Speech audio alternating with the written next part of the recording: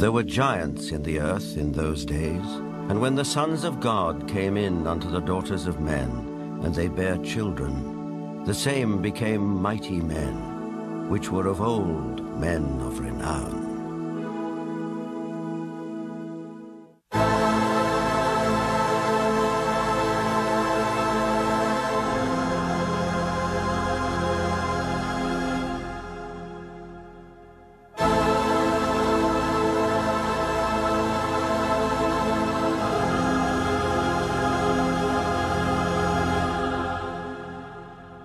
The Maya and Incas of South America believed a race of giants existed on Earth before the Great Flood. So did many other ancient civilizations. Some took them for gods, others left likenesses of them in stone or wrote about them in their histories.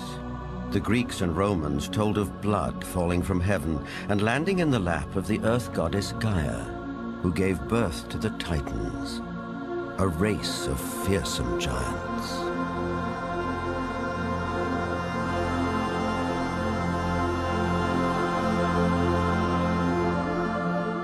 Perhaps the most famous of all was Goliath, the Philistine, one of 5 giant brothers. Vendell Jones is an archaeologist with a style of his own. He spent a lifetime tracking down Goliath and the Ark of the Covenant, with which the Jewish holy book of the Midrash tells us the giant made off. Goliath thrashed his way through the Israeli soldiers, ran over and scooped the ark up on his shoulder, slew Pinchas and Hophni, and took the ark back to the camp of the Philistines. It was in this field, 15 miles southwest of present-day Jerusalem, that legend says Goliath was finally slain. Not by a giant warrior like himself, but by a puny boy, David, who, as this 9th century BC tablet indicates, would later become king of the Israelites. David reached into his script.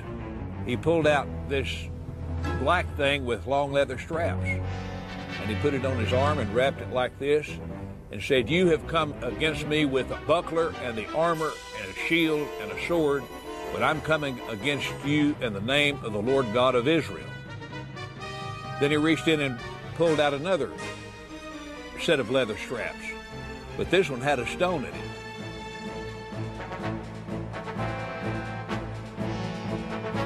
And like this, the shepherd boy cracked Goliath, stunned him. He didn't kill him.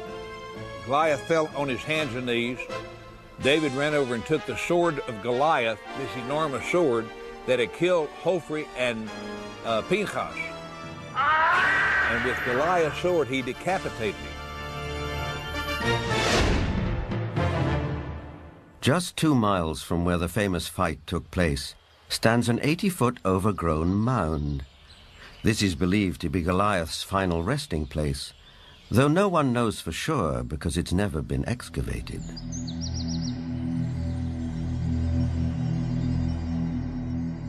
In the American Midwest, there are also many large mounds, which are said to be graves.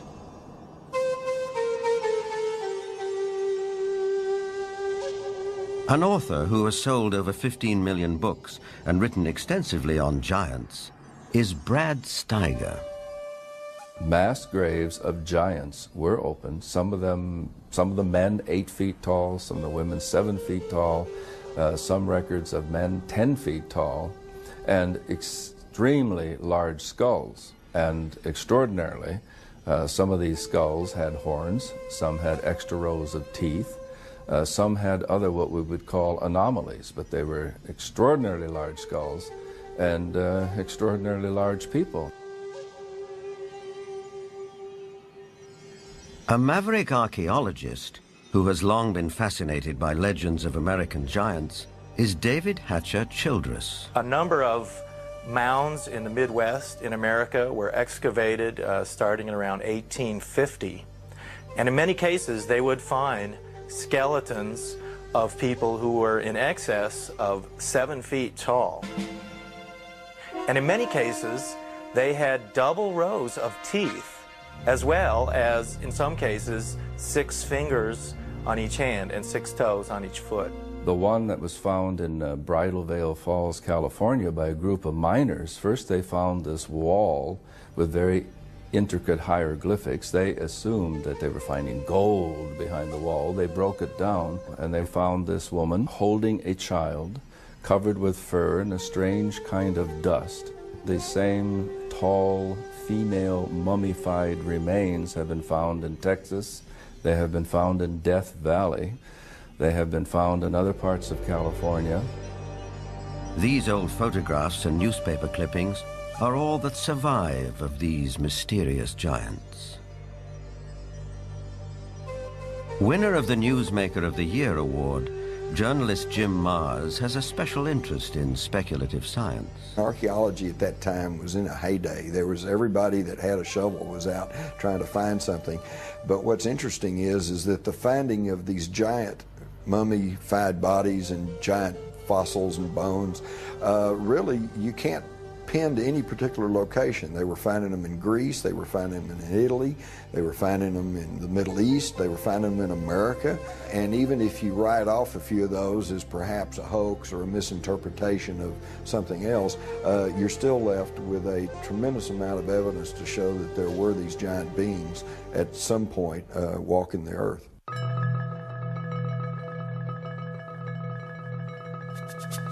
In 1912, ranchers started coming to this isolated cave near Lovelock, Nevada, to dig out bat guano for fertilizer. Inside, a surprise was waiting for them. They began excavating the 10 to 15 feet of guano that was here in this cave. They started discovering some unusual artifacts. They found duck decoys and baskets, other things for hunting and fishing in the nearby lake that's now drying up. But then they made some very unusual discoveries, and those were of red-haired giants that were mummified. These giants were 6.5 to 7 feet tall. In many cases, they were mummified, wrapped up like Egyptian mummies, and they had long red hair going down to their shoulders. The ranchers couldn't explain it. It was the strangest thing they'd ever seen. But the Paiute Indians who lived around here knew all about it. In fact, back in 1883, Sarah Winnemucca, a Paiute Indian princess, had written a book called Life Among the Paiutes. In that book, she talked all about the giant, red-haired people who used to live around this lake and live in this cave. She claimed they were cannibals.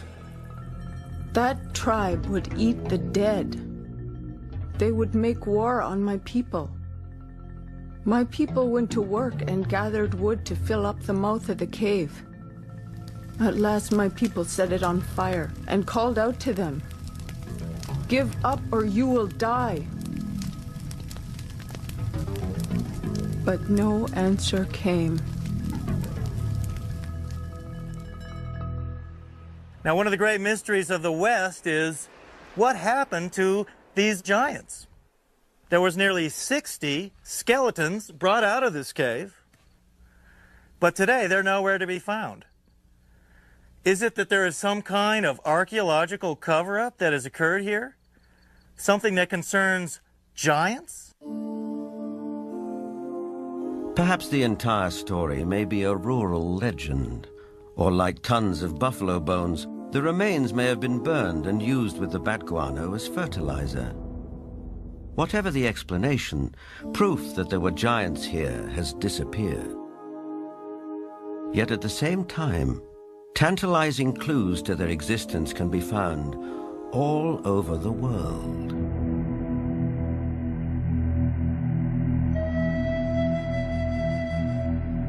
In South America, there are giant figures carved into rock so huge that at ground level it's hard to tell what they depict.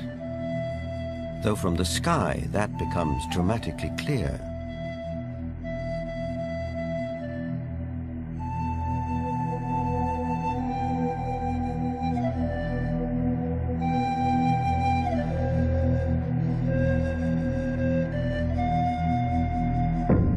This one in Chile, known as Cerro Unitas, at over 300 feet high, is believed to be the largest representation of a human-like figure in the world.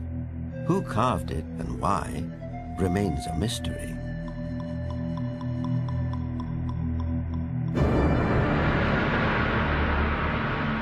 Half a world away in the United Kingdom, other giant figures stare up into the sky. This one is known as Cerne Abbas near Shaftesbury. Cut into the chalky hillside, no one knows how long ago, it may represent the mythical hero Hercules. 160 miles away, the Long Man of Wilmington, 280 feet from head to toe. It emerges from the English hillside like a giant god from another era.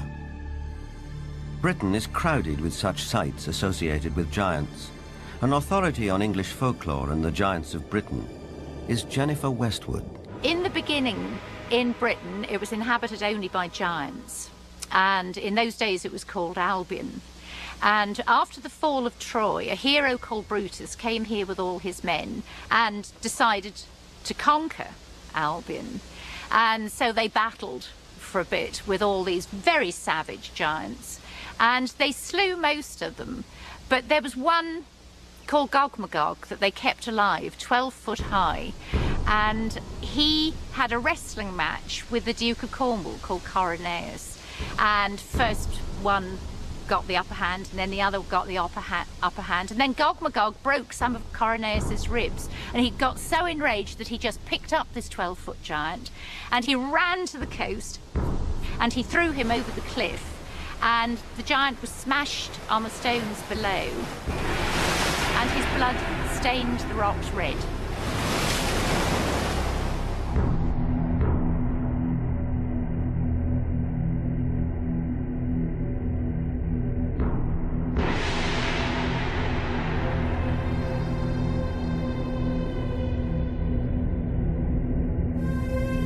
Giants also figure in the mythology of Stonehenge, arguably the most famous megalithic structure in the world. These massive standing stones, the largest 30 feet tall and weighing 50 tons, were erected here thousands of years ago. The early Britons called the stone circle the Giant's Dance and believed giants had built it. Who really built Stonehenge and how they did it are enduring mysteries. Perhaps in the end, we have to turn to legends for an answer. This was somebody in the past with a technology that we don't have, or a magical skill we don't have, creating these things.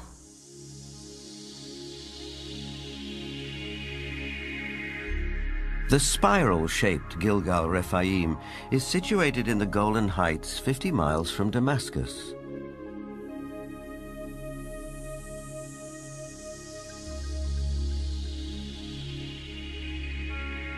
Constructed from an estimated 40,000 tons of loose rocks, it is remarkably reminiscent of Stonehenge.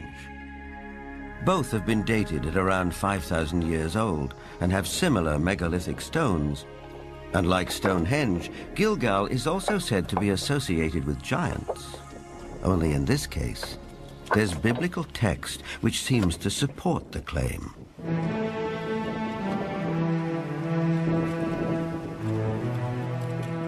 Israeli archaeologist Daniel Herman is investigating the newly opened grave. This is a tomb of someone obviously a very powerful man. Look at the size of the stone slabs used. This must have taken an enormous amount of time and effort to construct.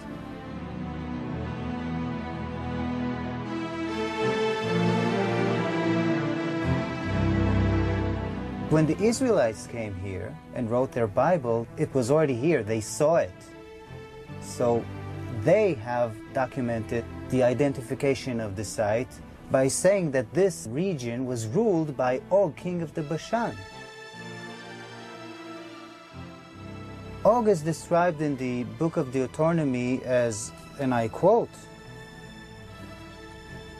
"For only Og, king of Bashan, remained of the remnant of the Rephaim."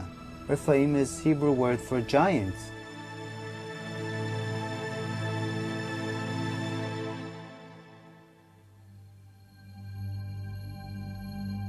The surface of our planet is strewn with gigantic constructions dating back thousands of years.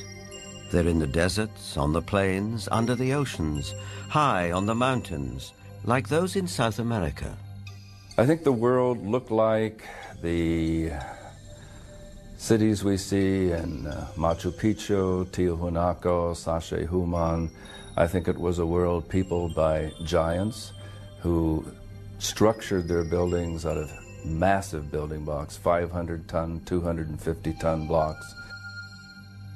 Massive ruins, the scale of which stagger the imagination, are found throughout Central and South America.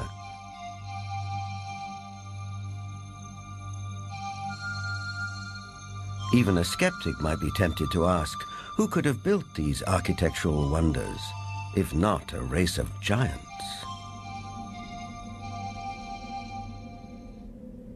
People of the Mediterranean island of Malta have an ancient belief that their island was known as the last stronghold of the giants of Europe. An explorer who has made a lifelong study of megalithic structures is the best-selling author of The Eyes of the Sphinx, Eric von Daniken. Malta has gigantic temples. They date really back to the past. Nobody knows exactly, but 5,000 years at least BC. And one of the temple in Gozo still today has the name the Temple of Giant, Gigantia, they call it there. A local legend says the temple was built by the giantess Sansuna. The blocks are so huge, so heavy, that no normal human being could have moved it.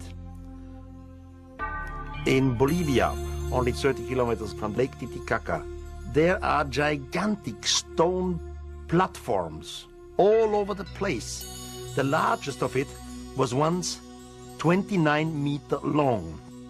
Its weight has been calculated with 900 tons. Now, this is on a place where we are 4,100 meters high in the Andes, which means there are no trees, no wood, nothing.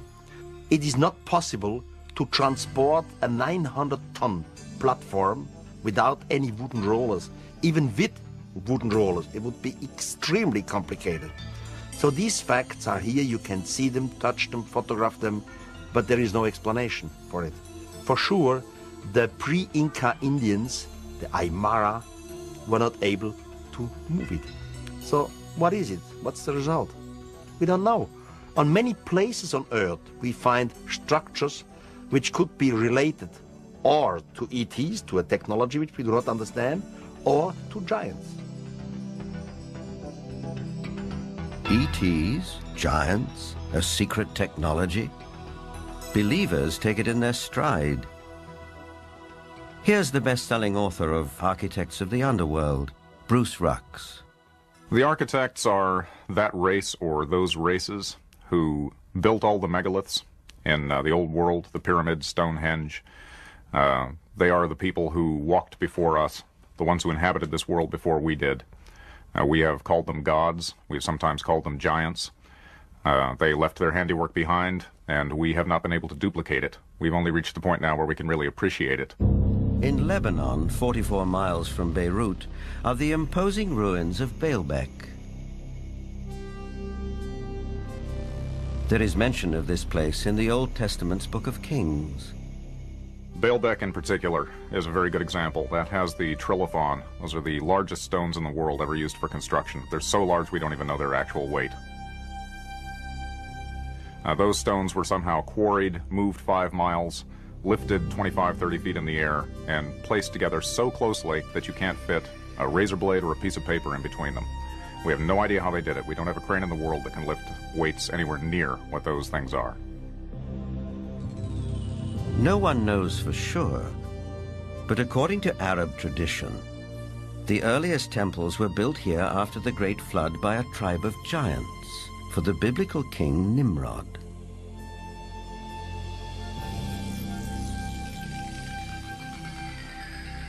But what exactly do we mean by the word giant? Bloodthirsty monsters like the one-eyed Cyclops of Homer's Odyssey? Or the fee-fi-fo-fum ogres of children's fairy tales? Or could it also include peaceable giants, living as you and I do, walking the streets of our cities in the full light of day?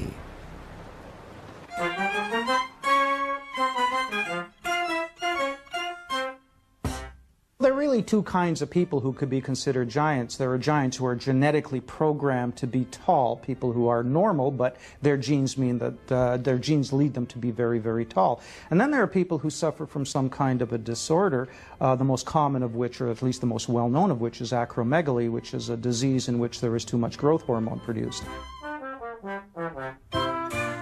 And acromegaly has a lot of effects on the body. It not only leads to excessively tall people, but it also leads to potential problems with the skeleton and potential problems with some of the organs inside.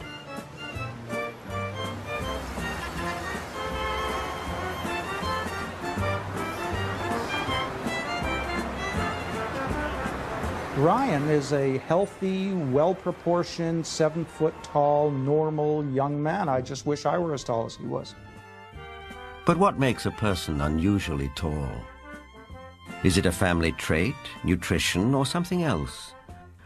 Are tall people just ordinary people of exceptional height? Certainly some tall people are giants in their profession, and if that happens to be basketball, they may be millionaires too. Genuine giants didn't always do so well. Here's Jack the Giant Killer presenting his latest capture to the king.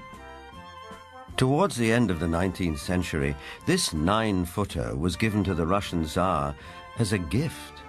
For some of the vertically unchallenged, it was possible to make a modest living by displaying themselves in public.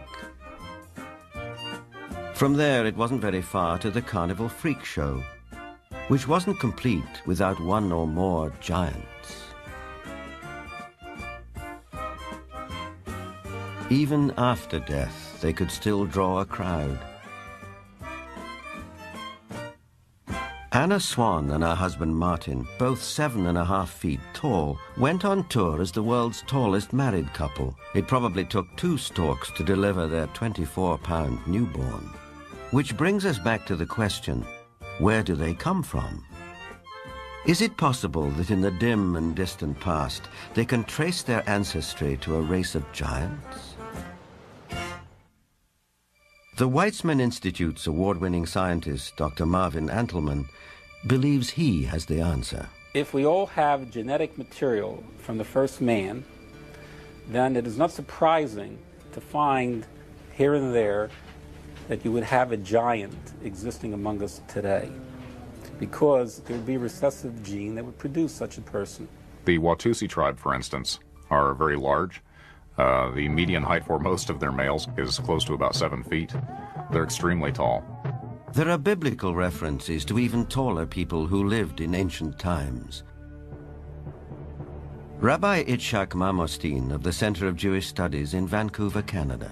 It seems quite clear because of the references in Genesis and later on the book of Numbers and also in Deuteronomy, which are all fairly consistent with each other, that there were gigantic beings that seem to stem from pre-flood era.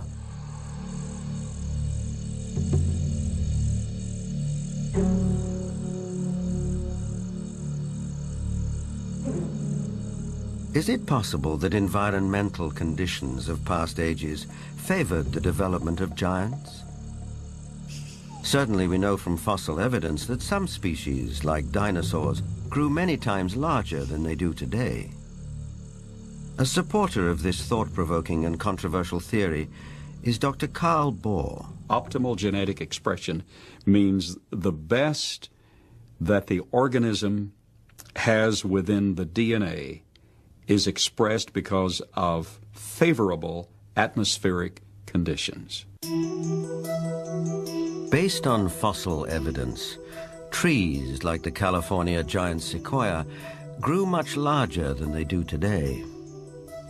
One theory explains this by proposing that environmental conditions in the distant past were more conducive to gigantic growth.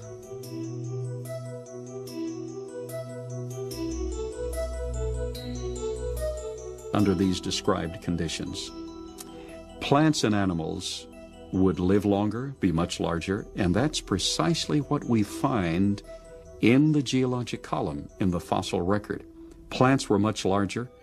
All living systems were larger. We have animals that today have an 8 or 9 foot stature with a 16 to 20 foot stature. We have insects such as the dragonfly.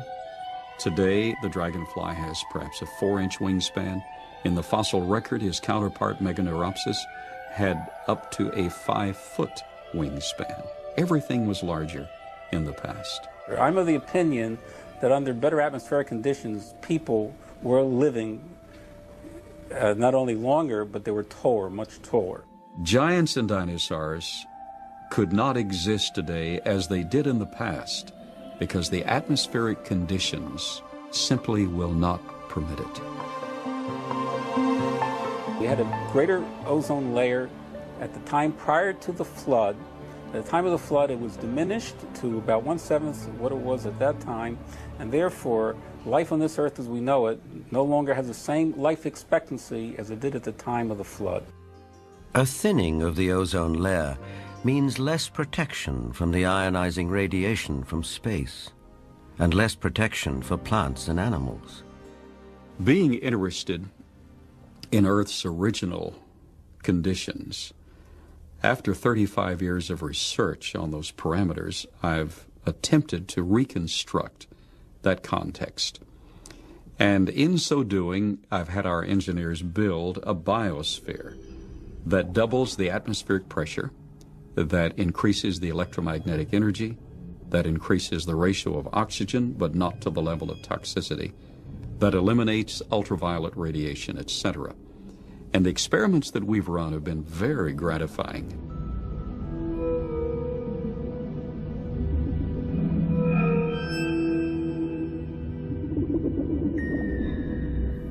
In our controlled scientific experiment, we have measured the effects of a pulsed electromagnetic field on biological systems.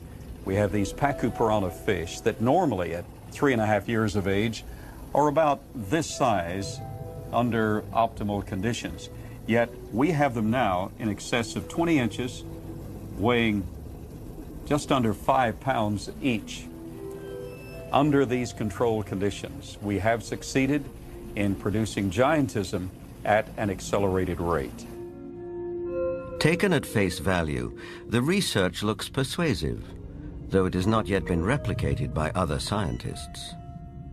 The conclusion in the tradition seems to be fairly clear that gigantic beings were existing at one time, and that as human history developed, or physiological, emotional, spiritual changes took place, those beings who survived seemed to be of a smaller gene pool. But the possibility that there were other strands of humanity, as it were, seems to be almost explicitly stated in the Bible itself. In the book of Numbers, we are told that after wandering in the desert with his people, Moses sent out scouts to find a place where they could settle. The scouts went north to Hebron. On their return, they reported, "All the people we saw there are men of gigantic size. We felt no bigger than grasshoppers, and that is how we looked to them."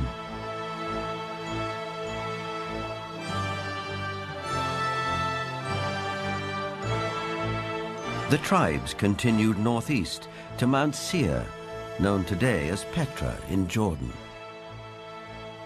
But that too, as mentioned in the Bible, had been settled by giants. Wherever they looked, it seemed they found the remnants of giants.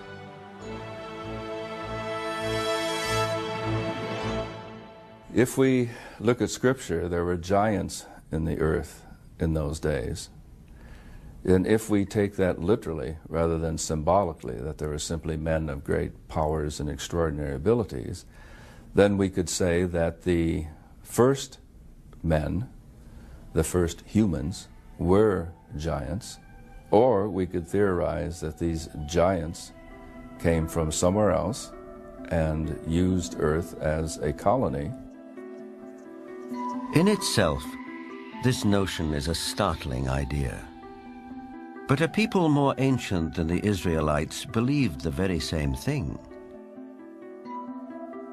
They wrote that the giants were celestial beings who came not from Earth, but from another planet.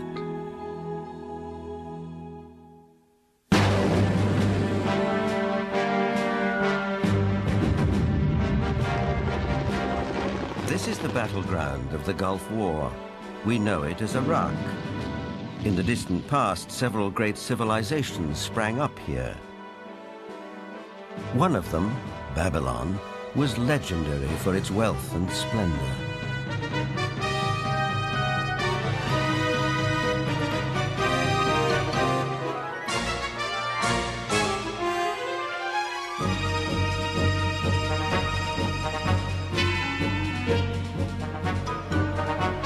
But long before Babylon, as long as 6,000 years ago, another remarkable civilization evolved. Its people were the Sumerians, who had an extraordinarily advanced culture. Their list of first just almost sounds like a whole list of our whole society. They had the first bicameral Congress, they had the first writing, they had the first school systems, and you know, you just go on and on and on. So you have to ask, well, where did all this come from? And I think that you need to turn to the ancient Sumerians themselves and listen very carefully to what they have to say, because what they have to say, not just in one place, but over and over and over again, is that they were taught civilization by these beings that came from the heavens to the earth. They called them the Anunnaki.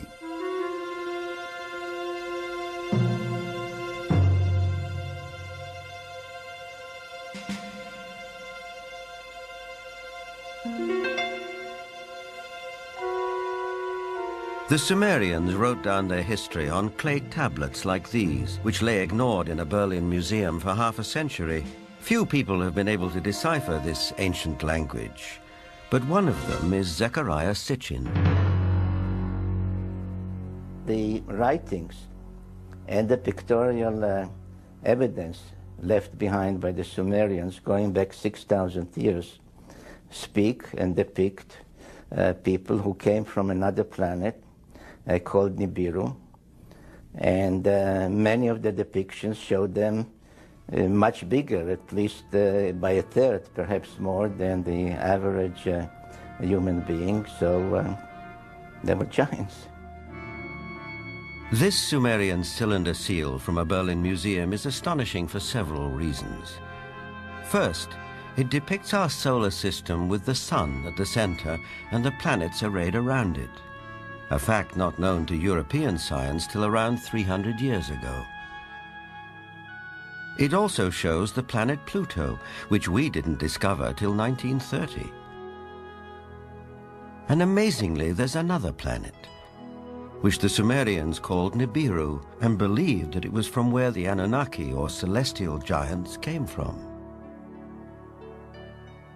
If you look at the three figures depicted here, they all look more or less the same size. But if you bear in mind that this figure of the deity, that he is seated, and you add from the knee to the hip to his size, you will realize that he is about 10 feet tall, a giant, one of those who from heaven to earth came. Looking for signs of extraterrestrial life, astronomers have searched deeper and deeper into the universe. But all along, maybe they should have been looking closer to home. For it's in our own solar system that a mysterious object has recently been detected, near where the Sumerians placed their planet Nibiru, home of the Anunnaki. For the believers, this is convincing evidence that the celestial giants are real.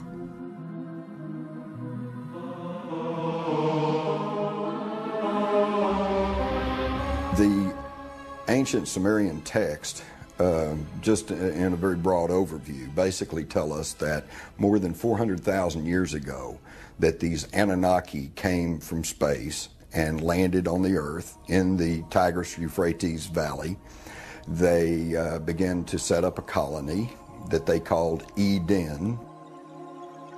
According to Genesis, Eden, or Eden, is where Adam was created from dust and Eve from one of his ribs. Others, however, have a more high-tech version of how human life began.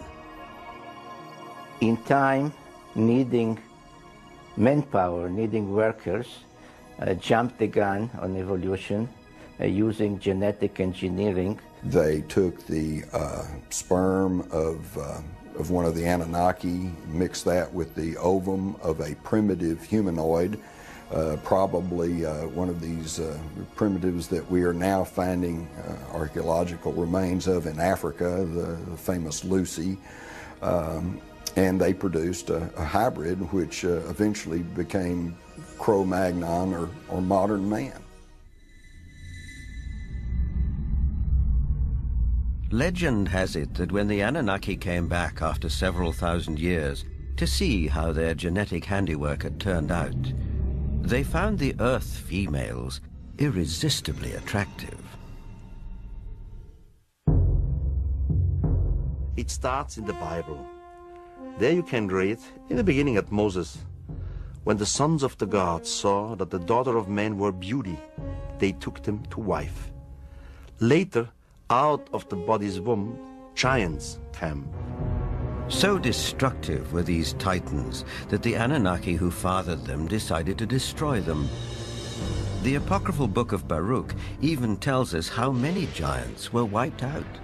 The book of Baruch says, "Then the Lord created the great flood, destroyed all life, which then was on earth, including the 490,000 giants."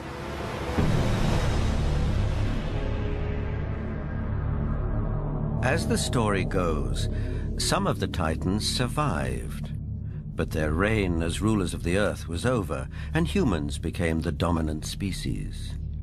Still, the giants live on in memory, like something deep-rooted that comes from the beginnings of our existence. For some, this is far more than a simple memory. Perhaps they are the ones who report more and more encounters with giants emerging from UFOs. These believers will assure you that the Anunnaki or celestial giants are coming back.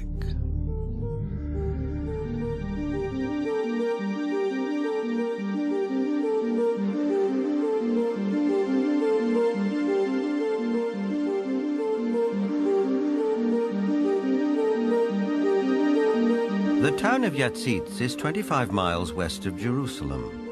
On January the 3rd, 1996, Chief of Security Herzl Constantini was at home when he heard a strange noise outside.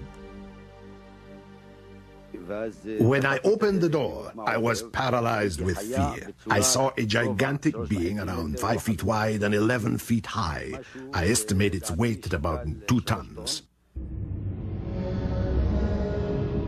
I called the police, and 2 officers came over to the house. They laughed at us and accused me of drinking. But when the trackers came and saw the prints, they stopped laughing.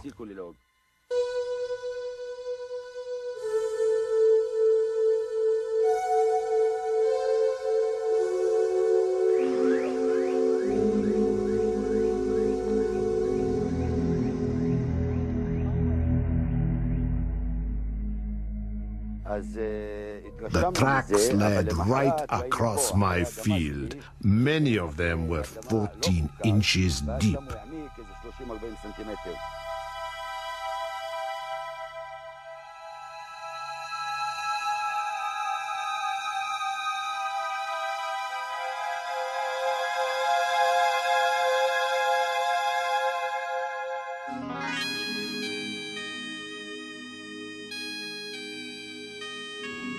Over the past 10 years, reported sightings of UFOs with giant occupants have been on the increase. Former director of the British UFO Research Association, Jenny Randles, is familiar with these statistics. From an analysis of 15,000 encounters with beings, giant encounters have increased every single year since the 1965 period onwards, and we are therefore getting far more reports of giants being seen today than we did 30 or 40 years ago. The apocryphal books of Enoch are believed by many to be over 5,000 years old. In them, Enoch writes about how he was taken up to the heavens by two men of great height. In this celestial journey, he also talks of meeting those who from heaven to earth came. Two huge men appeared to me, the like of which I had never seen on earth. Their faces were shining like the sun. Their eyes, too, were like a burning light. Then they took me up and carried me to the first heaven. And they fly with their wings and do the rounds of all the planets. They led before my face the elders, the rulers of the stellar orders. These groups carry out and carefully study the movements of the stars. Enoch is taken up to the sky at least 3 times. In our 2 days view, we would say he was taken up to a mother spaceship. There he has a discussion with what is called the highest, whatever the highest is. We would say maybe the commander of the spaceship. In other words, Enoch is what we would call a victim of alien abduction. This might seem like a far-fetched interpretation of a text written a very long time ago. On the other hand, present-day accounts by people who claim to be abductees are not so very different. The elders were 6 to 9 feet tall. They had white hair, pale skin, almost albino, light blue eyes, wore white robes, and had no shoes on at all. And they could speak audibly, and they could also speak through mental telepathy. I've checked the owner's manual that came with my brain, and nowhere, even in the small print, does it say that all dreaming will be between the hours of 11 p.m. and 8 a.m. That, generally speaking, it is. But what we know is the brain can generate extremely vivid images, extremely real and lifelike things that are hallucinations. But events in the Russian city of Voronezh can't be so easily explained. In this instance, there were at least 20 witnesses. Could they all have been dreaming the same dream in broad daylight?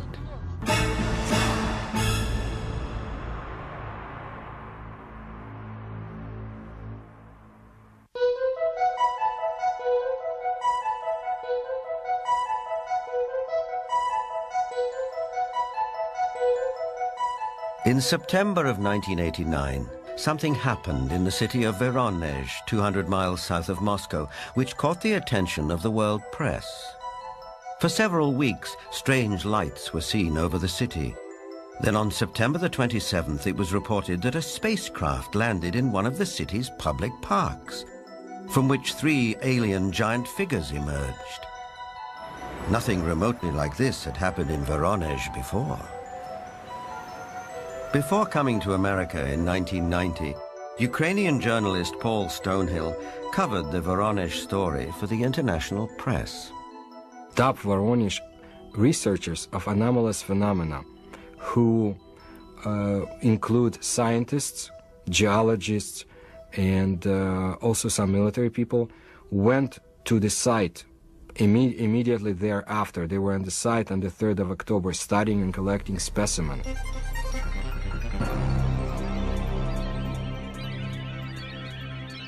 The encounter became a media sensation on national television and in the international press. Не было, ну уже хотя бы потому, что не было до сих пор в Воронеже событий подобных тем, а... Drawings of the landings by children who were there capture the event vividly. It attracted the attention of the media around the world because it was effectively endorsed by TASS, the Soviet news agency, who up until that time had certainly not given any credence at all to this kind of story. They had the chance to talk to many eyewitnesses, adults as well as kids, policemen, school teachers, students, scientists who had witnessed similar or even differently shaped UFOs. The underlying theme was that giant-like beings exited from strange-looking craft, did some research throughout Voronezh, and were able to get back to their craft and fly away. For once we had a genuine large number of people all correlating with one another, describing the appearance of these giants. So it was not a case of you simply believe a witness or you don't. Here you couldn't fail to believe them because there were so many of them talking in concert.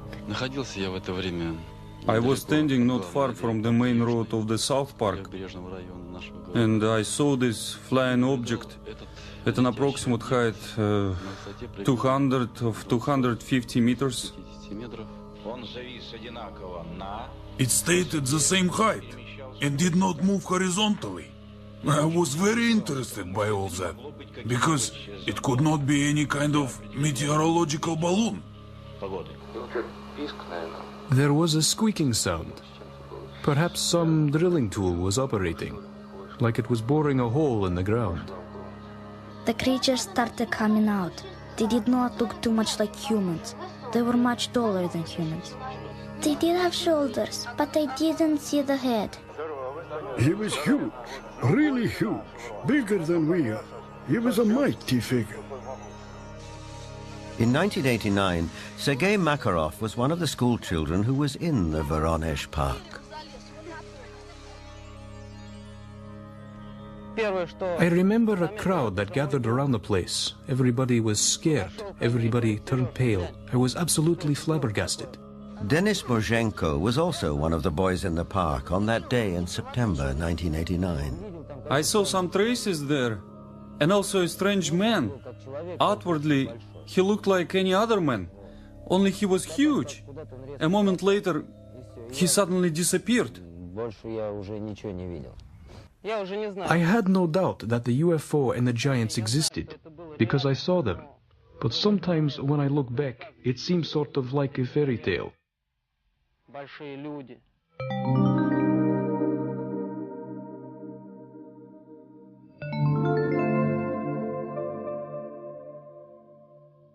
What we're seeing today is very much what we have seen all throughout history. It's nothing new.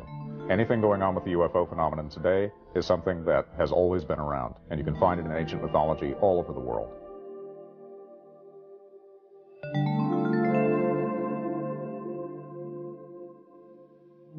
We have the legends, and of course, in some cases, we have cave paintings of giant-looking beings and even footsteps.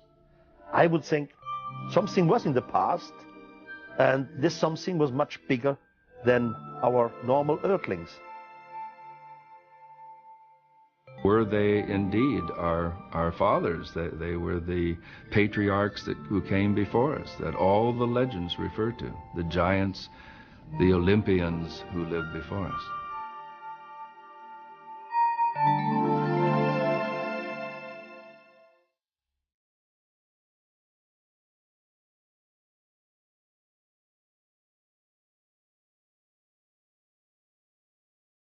Whether fact or fantasy, giants have occupied our collective consciousness for as long as we can remember. But did a race of giants ever truly walk the earth? The ancient texts, as well as some of the evidence, suggest they did. And is it possible that recessive genes in the 7- and 8-footers that walk amongst us today could be connected to a former race of giants?